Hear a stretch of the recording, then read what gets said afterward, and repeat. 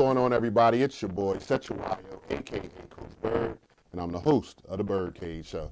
Cousin Tracy, What's up? we're back at it, episode 77.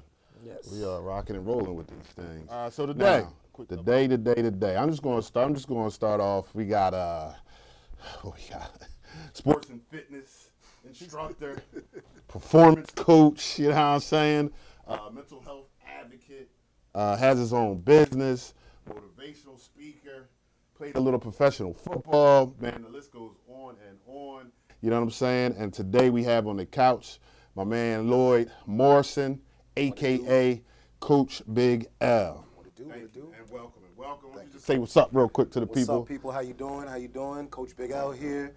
Straight out of Teaneck, New Jersey. Bergen Catholic graduate. We just won states. Yeah. So They powerhouse.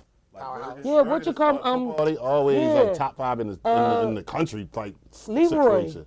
trains a couple of the boys up there. I'll see. That's right. That's our right. homeboy. Yeah, One of our close he was on the friends. show. Yeah. He's out with us. Yeah, But he's actually really like a close friend on top of being on the show. Yeah, so. definitely. I know he had, because his little cousin, nephew, Gould, played up with the Bergen Catholic.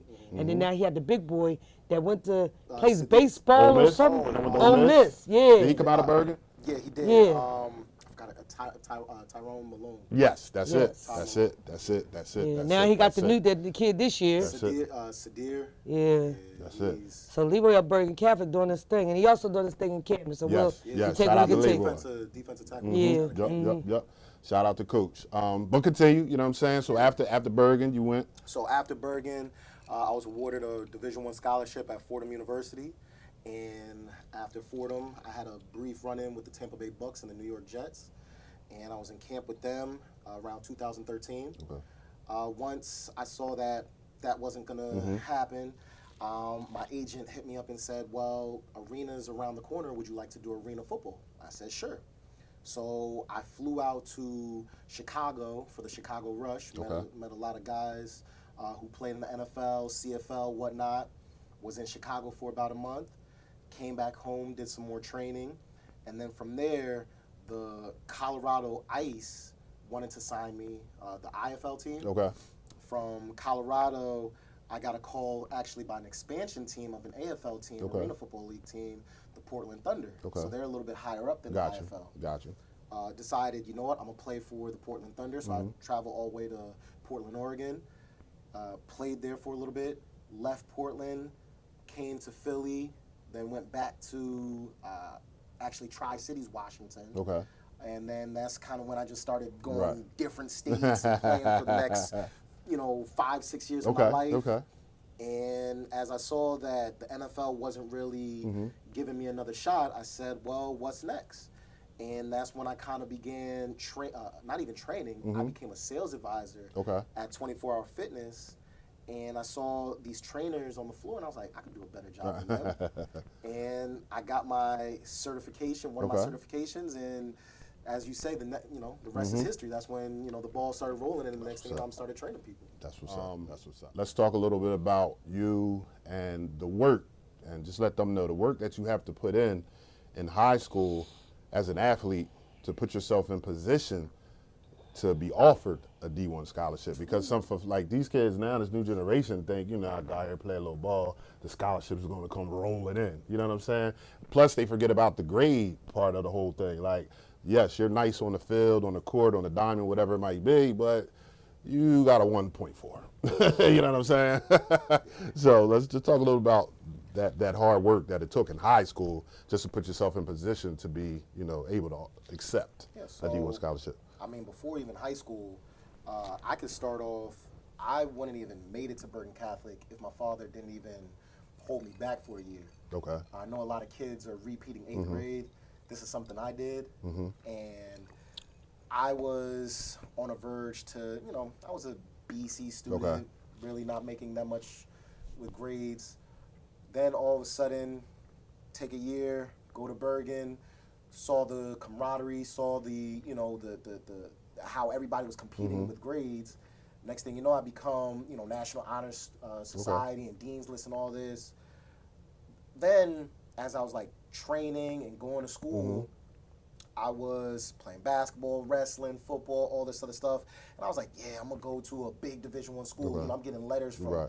Michigan State, Virginia, South Florida, all this other stuff.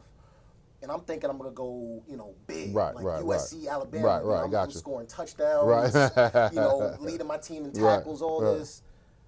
But you really got to work. You know, I went to a 1AA school, and 1AA is still D1. Right. But, you know, hey, to get to that next level, you got to really put some work in. I mean, both on the field, but in the classroom. Right. They're looking for you to do a lot of community service. They're looking for you to, you know, excel grade-wise, because, you know, schools are spending $250,000. Say it all the I time. say it all You the know? time. Say it all the time. They're spending $250,000. They're investing that much money. Plus, now you got this whole NIL deal, you know, so students are getting paid. Ain't nobody wants somebody that's stupid, Right, you know, right. or can't tie their own shoes Right, and read a right, book at facts. the same time, like in their class, you know, in their Facts. school and class. So. Facts. Well, a lot of recruiters, we have the pleasure of knowing some from some big schools. Well, they're now coaches, but their whole thing is when they come look at students, they want to know what separates you from everybody else. Because they go see people all over the country. So what you got to do is your work ethic on and off the court, on and off the field, has to separate you from the hundreds of other thousand of people they see, you know, throughout the country. Definitely. So, I mean, I think the key component here is, you know, these young people need to know you have to separate yourself. Definitely. Completely, not as just an athlete on the Right, field. right, It has but- to. You have to separate yourself academically, It's a lifestyle. community. You have to You have to really separate yourself Yes, because they looking. yeah. They want a total package. Yes. It's not only that. Something I realize is a lot of coaches look for self-starters and leaders. How do you leadership is you leading yourself. Right. And a lot of these coaches are how do you command the troops on the court, on the field, in the classroom? Right, How right. do you that's how you set yourself apart. How do you say, you know, I'm going to be the first one on the practice field or on the court, the last one off. Right. I'm going to get that extra rep in. You know, I'm going to help someone else who's an underclassman or someone who's my backup. Coaches are literally looking for those type of players Right. to lead their programs because they're going to be the face of the programs. They represent those programs. Right. Definitely makes sense. And also, we talk a lot about what we say. What you say? You say it all the time. I think it's not where you play, it's how you play. Because if you can play, they're going to find you. And the fact that you know, he wasn't at a big FBS school. You know what I'm saying? But they found him. He said, you know what I mean? He got invited to a couple NFL camps. He played professionally in the arena leagues and all that for 5 to 6 years. So. Yeah, Don't get hung up on the big names all the time. And you know what? I'm But a lot of people get hung up on the big names. And you said that you thought you were going to go these big schools, but in actuality, you still in D1. D1 is D1. I don't care how you slice the pie. It's D1. The fact of the matter remains is, you know, sometimes you have to go that's the best fit for you. Like I've known kids that've gone to big schools, got swallowed big up. schools, and got swallowed right up, and you don't see them no more. You know what's funny? And they never step on the field or the court. My best friend who actually played at Stanford, and I'm gonna see him tomorrow because it's my birthday tomorrow. Okay, that's right. That's Oh, right. happy early birthday. Yes, Thank you, yes, thank yes. you. So my best friend, his name's Khalil Wilkes. He actually went to Stanford and then Villanova Law. He too was in the NFL. Was the center for Andrew Luck. Okay. I went to Fordham. He went to Stanford. You know, we went to rival high schools. He went to St. Peter's. And the other day we were talking about it, and he was like, "Man, like, honestly, he was thinking he should have went 1AA." Gotcha. From Right, Stanford. right, Stanford's, right, you know, right. You know, Pac-12. Yeah, right, USC, right, Oregon, definitely. all that. And he was like, he had to wait till his junior, senior year To get on the field. to damn near play. Yeah. Yeah.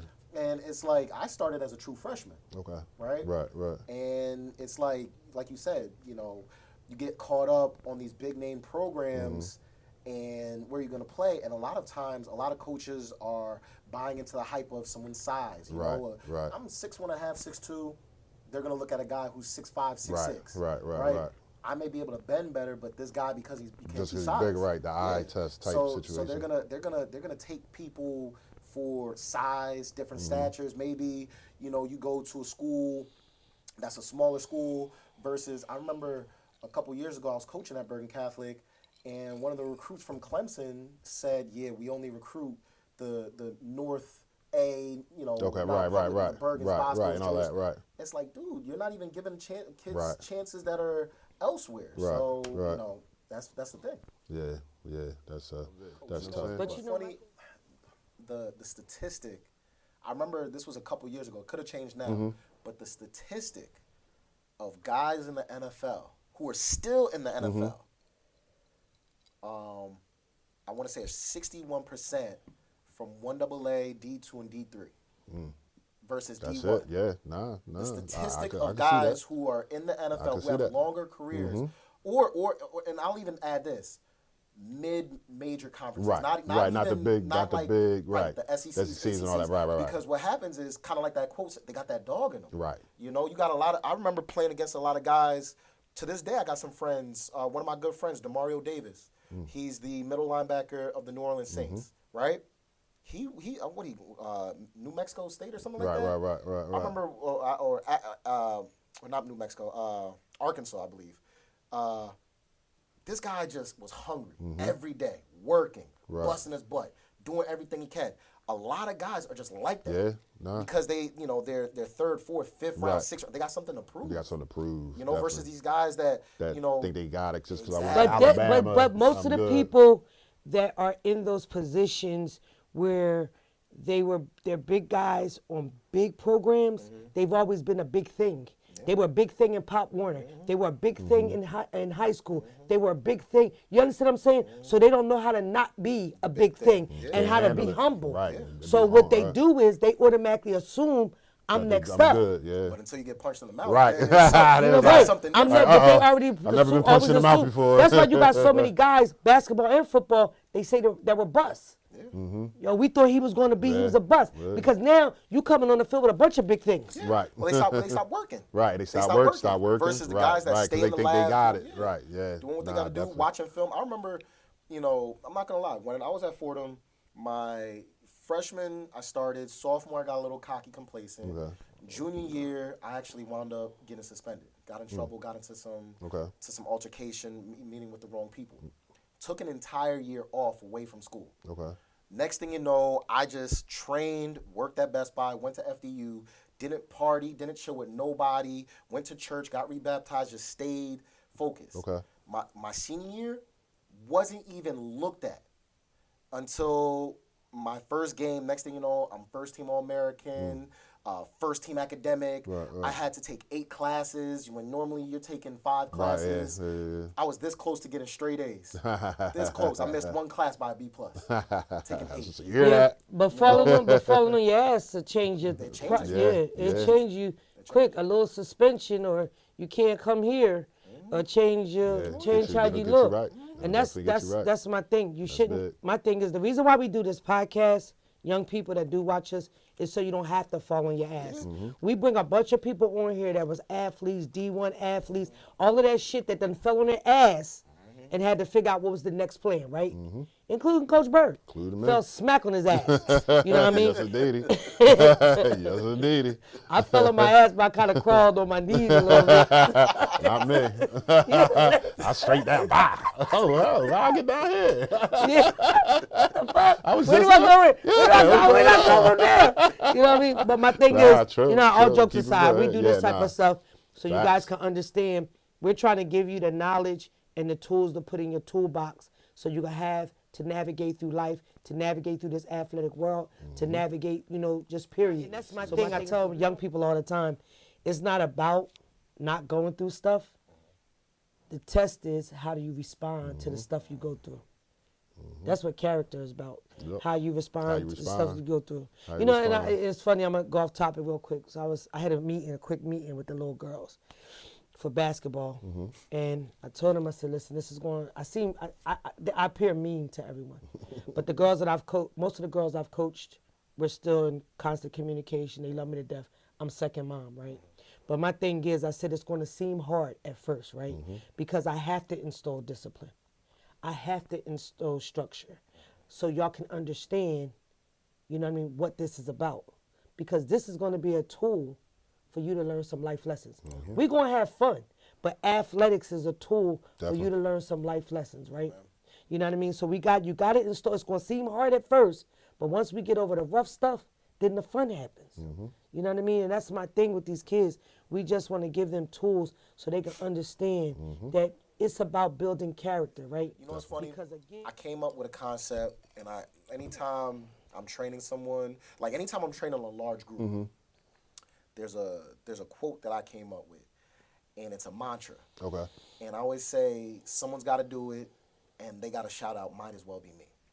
I like that. And, you know, just know he gonna steal your shit. So when you see a video of West Hampton, text take it. Because you know I what? like it. No, but you know, I like what? it. You talk about giving these kids word of advice, talking about giving them clues. The biggest thing is self-talk. I'm reading this book called Just Mindset, and she says there's like two mindsets. There's the fixed mindset, and there's the growth mindset. And the fixed mindset is that self-talk where you're like, I suck, I stink, I'm nothing, I'm this, I'm that, and you're just negative. But that growth mindset is like, I wonder what else I can become. I wonder what I can do. You know, like, we're talking about life. Lost my job in August, still looking, still grinding, still trying to build, but I'm out there training, right? I had a business, lost a business, out there trying a new business, right? You're gonna fail. These kids gotta understand. I mean, we all went through. We're going to fail. Another quote I got for you, Coach. Talking about failure, winners lose more than losers lose, but a winner never gives up. A winner never gives up. Facts. I like that one too. Point blank period. A winner never gives up. You get knocked down, you get tripped, you stumble. You're gonna go through stuff in life. It's life. But you find a way. You find a way. You know? Definitely. Now, we talked about you playing professionally. You said you played for like 5-6 years. You dedicated to that. Now, when you realized and finally said, all right, that's probably it for this football thing, you know what I'm saying? What was that transition like? Like, you know what I'm saying? Did you like have to sit back and try to figure it out, or you kind of had a plan? Like when I stop playing, I know what I'm going to do next. Did you prepare for when the field closed on you? Honestly, and when somebody took their ball and went home? I had the weirdest transition.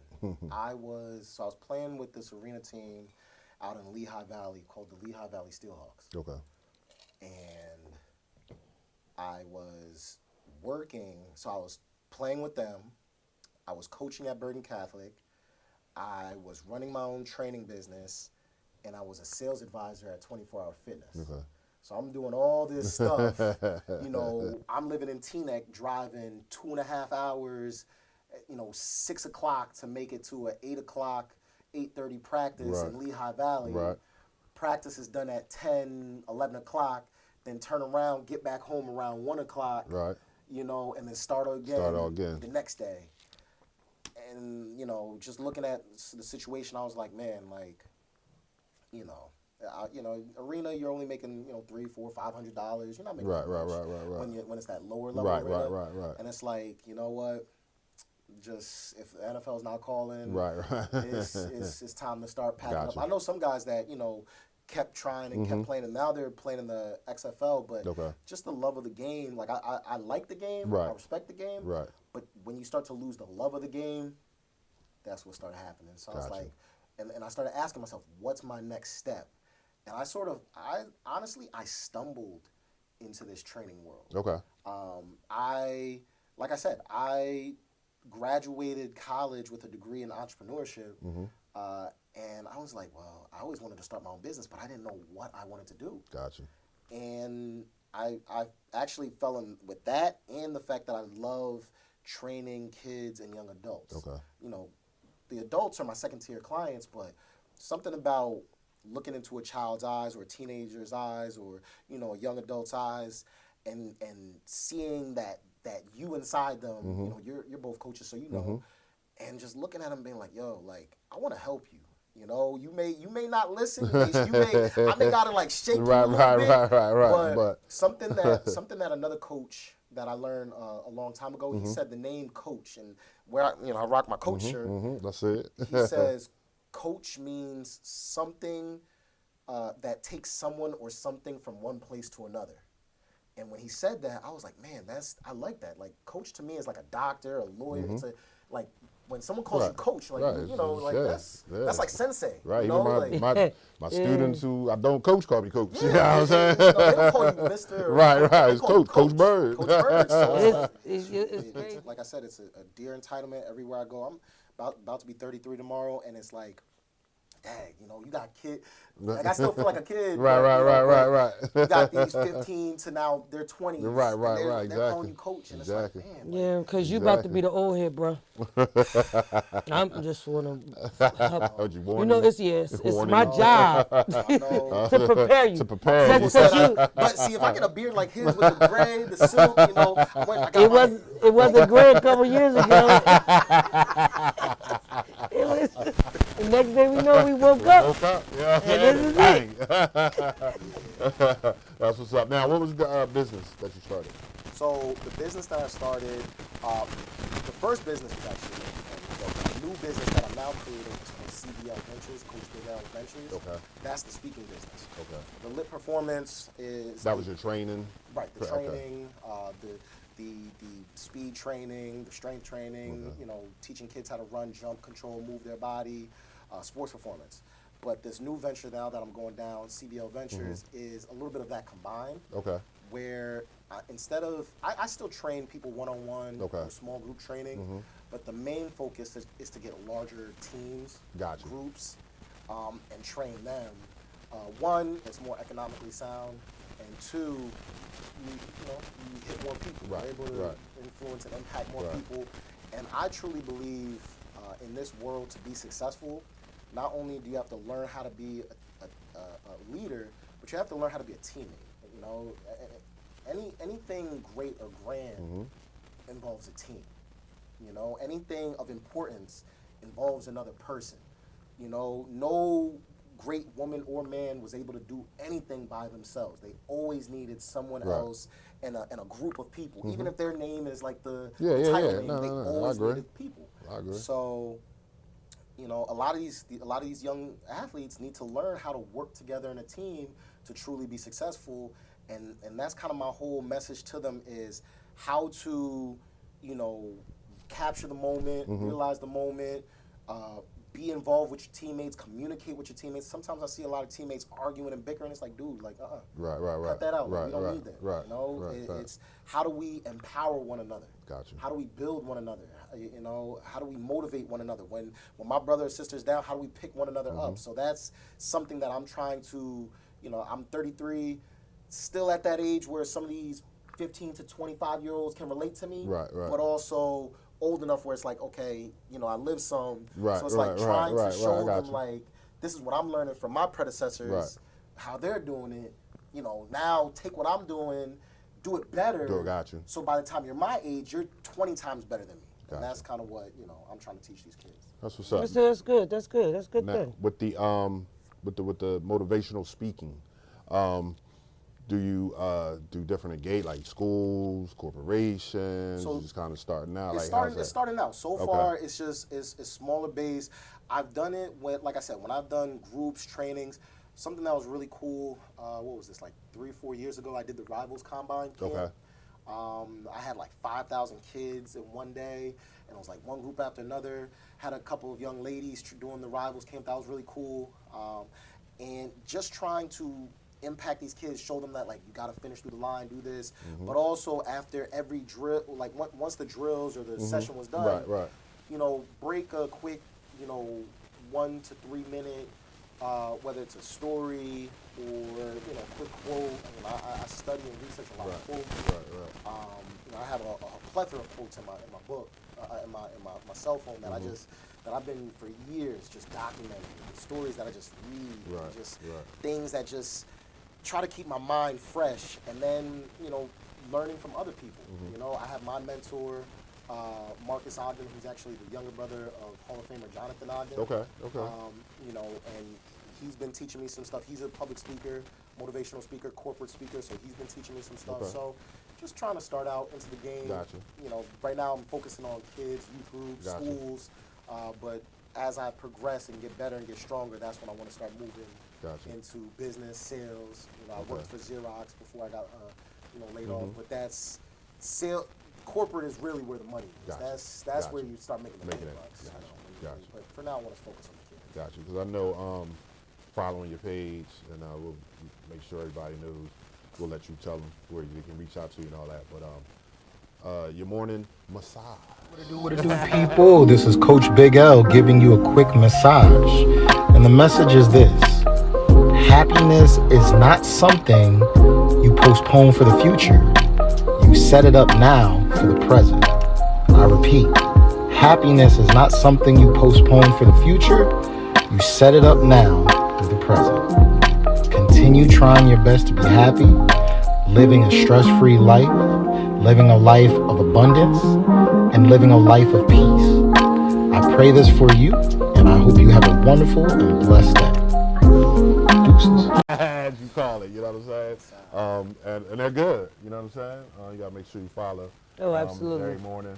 You know, I didn't know that we were following his page, my bad. I'm usually on top of this stuff. It gives a little quick message. Yeah. You know what I'm saying? I call it a massage, just to relax you. You know what I'm saying? You. And they're good. That's key. Nah, and they're good. They're definitely good. I definitely will be following you. They're definitely good. Definitely good. Matter of fact, real quick, why don't you just let the people know how they can get in touch with, you know, your social media pages. Yeah, pretty much all social media pages are Coach, the name COACH BIGL, Coach Big L on Instagram and TikTok. Facebook is LLOYD MORRISON, LinkedIn is LLOYD MORRISON. Website, I had a website, but now it's getting reimaged and rebranded, so that's going to come out soon. Same thing with my YouTube, it's Coach Big L. Pretty much everything is just Coach Big L. Gotcha. Just keep it Makes it nice and simple. You know what I'm saying? Makes it nice and simple. Now, I know you said you had the new business that we're jumping off.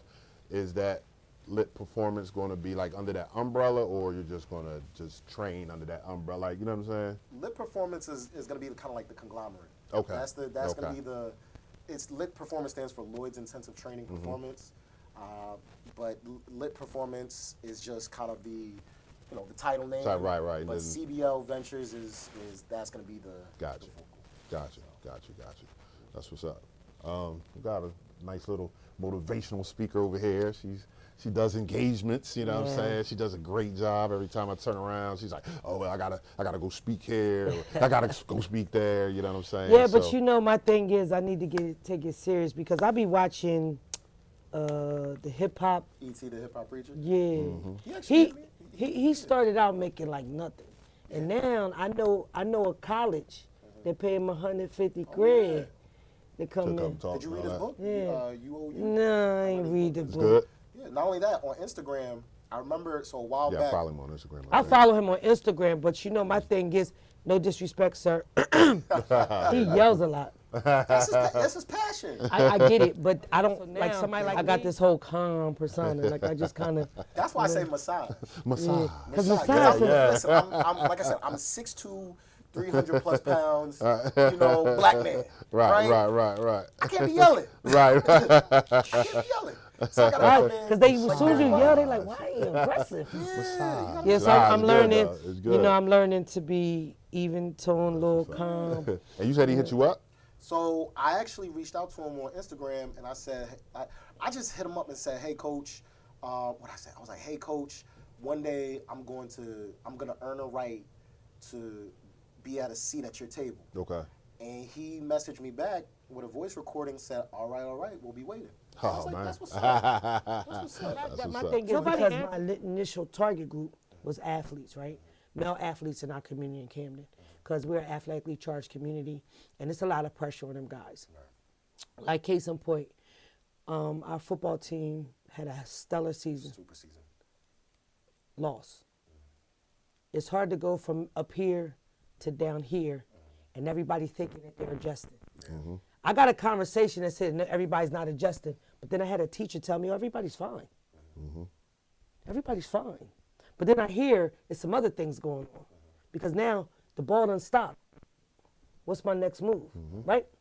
So I'm like, we might need to have a conversation. I said, I'm gonna reach out to the coach this week, and we're gonna try to see if we can have a conversation with the boys, right? But my point is, that's our target group. So if I find professional athletes who claim they're about helping out the younger generation, because I didn't know I was going through mental health issues. This is what they say.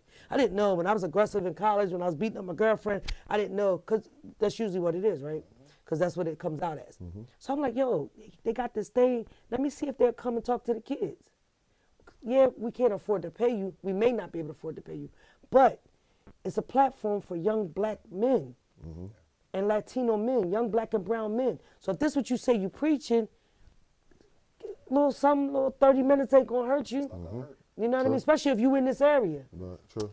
But people try to act like, you know. True. I got you. True. For That's sure. what's up. We got to figure it out, because I just think, for me, looking from the outside looking in, when you go from having a stellar season to the type of laws, Shoot, until it being over. One of their D tackles, Wink. You know, Wink's a good kid, number 56. He's actually one of their best D tackles in West Virginia. Yep. He's young too, right? Sophomore, I think? Junior. Oh, junior this year. Oh, see you next year? Yeah, he's gonna be a senior next year.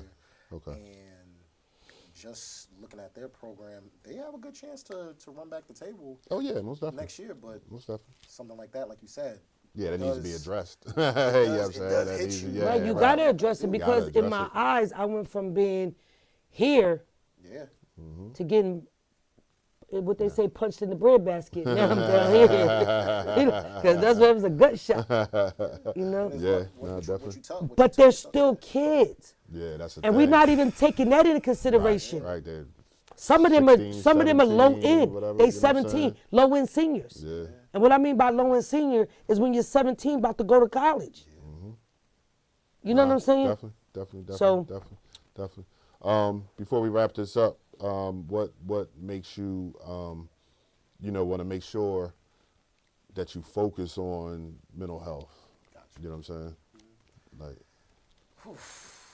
I mean, I know it can be. I know it's a lot, but It's more than a lot, because I deal with my own mental health issues. I have my own diagnosis that I won't get too much into, but I have my own diagnosis where I too have been hospitalized because of my mental health. So it's a touchy subject, but it's a subject that I'm not afraid to talk about, and it's a subject that, when it comes, especially in the black community, right.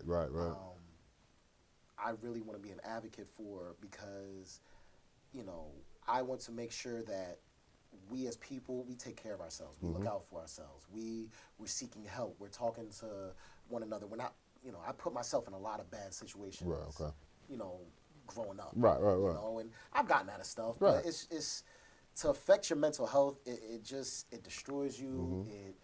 You start saying negative things. You start thinking negative things, and once again, what makes me happy is empowering and impacting someone else. Gotcha. If I can look at someone else in the eyes and say, "You got this," you go get the help that you need. Believe in yourself. Take the meds if you got to take the meds. Get the therapist if you got to get the, whatever the case may be, right? That's something that makes me inside Gotcha. of it, that clears my mind. That's like, I helped another person. Right. Last thing I'll say on this is, a couple of years ago, I was working at Horsham Clinic up in Amberlin, Pennsylvania. Okay. And to this day, I keep it in my wallet. But a little girl, she, like 16, 17, she was in the mental institution in adolescence. And before she got out, she wrote me a letter, because every time I would come in, we would talk, and we would talk about life and next steps and this and that. And she wrote me a letter, and she said, "You saved my life." And that's something that really builds me. That's something that really makes me smile. Definitely. Where it's like, hey, I did God's work. Where it's Right. like, you saved one person's life, you Right. did God's work. Right. And that's something that, builds me up, like I said. Right. That's powerful right there. You know what I'm saying? Jesus. But Did you just call his name out? I did. I had to on that one. Won't he do it? I had to on that one. Such just call his name. I did. Yo, your mom's gonna like this episode. She heard it here first on the Birdcage. Yes, I did. Yes, I did. You said it without conviction, too. My bad. I'm sorry. Had a moment. You know what I'm saying? That's big right there. You know what I'm saying? Future plans. Future plans? Something to think about a lot, or you just kind of, we'll see as I go what happens, or? Yeah, future plans. So I'm speaking to a couple of teams. I got the Morristown lacrosse team. I got a college that I'm actually talking to, Alfred State College. Another college out in Buffalo, and a couple other, schools that are just prospects right now, 2023 should be a good year. I should have about 4 or 5 speeches, like actually true speeches, not just on a field. True speeches coming out. So future plans, really getting this speaking business, and I don't want to call it gig, but speaking business really off the ground, and really becoming a prominent speaker in this community. In the state of New Jersey, and God willing, start becoming, United States and international, but one step at a time. I know that's right. That's what's up. Well, we're going to claim it for you. Yeah, definitely. Talk that thing right into an existence. You know what I'm saying? Any rapper shout-outs, anything before we get out of here? Mom, Dad, Coach Bird, Coach Trace, my brother, my family, and anybody that watches this, just continue believing in yourself, continue talking positively and highly about yourself, believe in yourself. And one quote that I always stick by is by Lao Tzu, ancient Asian philosopher. He said, "He who controls others may be mighty, but he who controls himself is mightier still." And I really fully believe that, especially with mental health, when you're able to self-control yourself, believe in yourself mentally, be in the now with yourself, and have those self-thoughts and not just kind of like, wander around. You really can be, your superpower can come out. That's what's up. Well, Coach, you know what I'm saying? Coach Big L, you know what I'm saying? We definitely appreciate you for sliding through, spending a little time with us, sitting on the couch, you know what I'm saying? Sharing your journey, sharing your story. I definitely see big things in your future, you know what I'm saying? So just continue to do what you do, you know what I'm saying? You got some friends here on the BYRDCAGE, so if anything we can do or anything, just please reach out, and we will be reaching out to you. I will be reaching out to you. You know what I'm saying? We'll be reaching out to you as well. You know what I'm saying? Trust me, I will. Let me know. You set the date and time, I'm there. So we definitely appreciate you. You know what I'm saying? Definitely appreciate you. Also, another early happy birthday shout out. You know what I'm saying? The big 3. Do you remember when you turned 33? No. Yeah, neither. 2 hours before I come, 2, 3 hours. Yeah, I remember 30. Okay. But 33 is an off year, so I remember. But I don't know, Scottie Pippen. last week, if you saw the episode, you saw the end. My Nana, little shout out there, turned 101. God bless. So I just want to give her another shout out. You know what I'm saying? Happy birthday, Nana, again. Happy 101st. You know what I'm saying? I love you.